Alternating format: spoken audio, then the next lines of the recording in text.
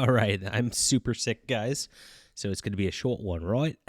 I told you yesterday I was reading a few books, and this is kind of the culmination of 3 videos.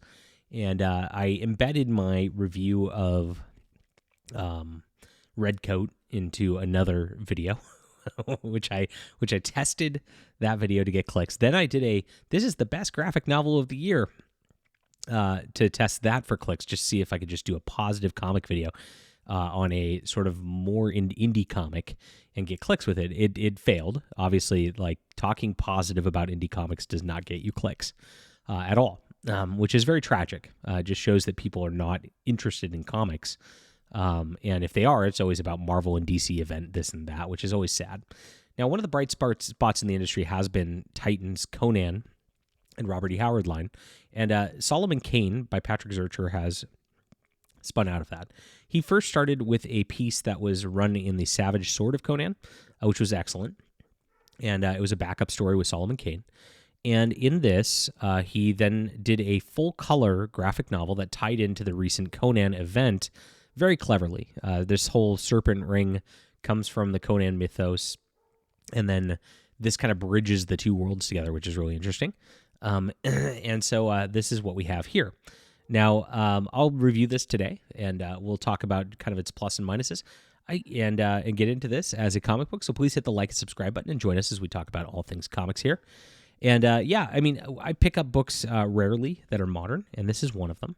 And this is because of just what it was. Now, you can see Patrick Zircher's art is beautiful. He does an excellent job on this. He did all the colors himself, except for he had some assists on issues 3 and 4. And you can see in the background here, he's got, just look at these swirling lines. It's almost like impressionistic in the way he's handling the clouds and the like with the colors. Just like beautiful stuff, gorgeous, and just extreme detail on the ships as well as the figures through here. Here's a splash page you can see to get it.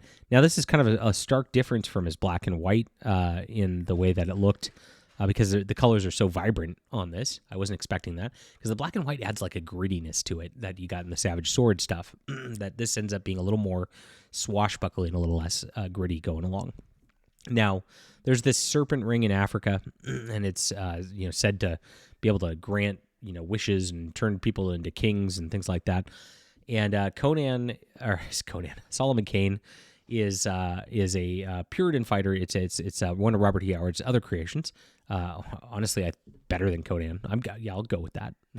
I'll fight on that hill because he's a Christian character, which makes him really awesome. And he's fighting these pirates, and ends up getting a map to some information. Ends up going to Italy. I'm a little sick, guys. Sorry. I'm doing the Folio Boys acting. My gosh, for real.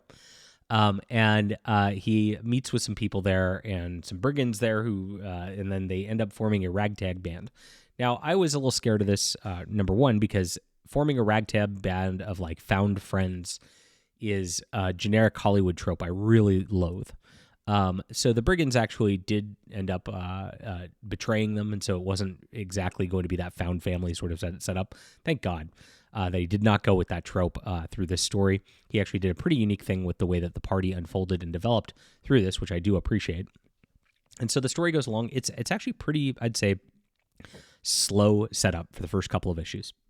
And you could just see some of the art here. Meanwhile, in Africa, like there's this like evil priestess going around killing people and the like, and showing you that evil's happening over there as they're about to go visit it, right? And so the setup's pretty slow, and then they finally go out on an adventure, and they finally go out to this and seek this ring.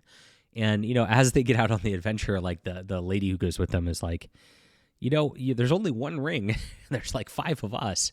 And like the brigand guy's like, no, don't worry about it, right?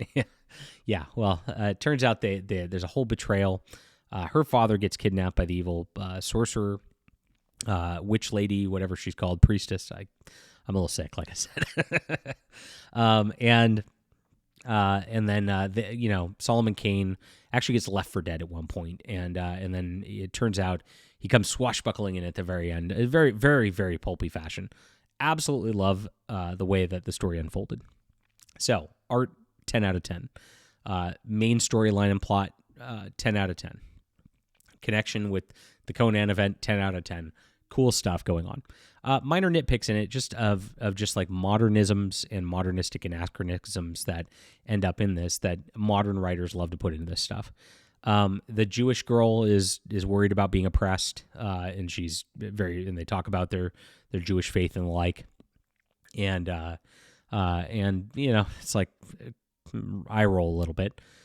Next is the brigand kind of treats the black guy really, who's kind of their guide in Africa, very poorly. And the black guy's like kind of noble, and he's, it's just the generic white guy bad, black guy good, like set up on there that you see a lot. And these are subtle. They're not like over the top in this. I'm not like, I'm like I said, I'm nitpicking a little.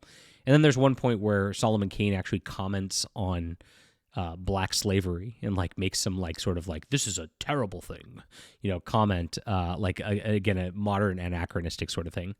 Did I say Conan again instead of Solomon Kane? I think I did. This is how sick. I shouldn't even be recording, but oh well. I wanted to do a video. So those 3 points were just like, little modernisms in there that just crept in just a little bit. It wasn't perfect, but it's like those could have been edited, I think. But overall, like I said, very, very solid story. Felt good at Solomon Kane. There's one point I also took exception with. I think these serpent,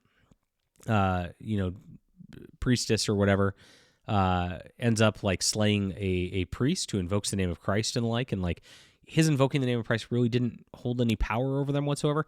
I don't know. I mean, in the Solomon Kane universe and mythos, his faith is very, very important. It gives him a lot of the strength. I guess it's not super overt that gives some protection, but I feel like it should have given some protection against the supernatural in this sort of scenario. Like I said, just a little like thing there, and that's an iffy one, right? Because you can argue that one either way. But beyond that, like I said, solid book. I really enjoyed this, and I hope they do more Solomon Kane stuff at Titan Books because this is pretty good. I'll reach out to Patrick Zircher, see if he'll do an interview or something like that.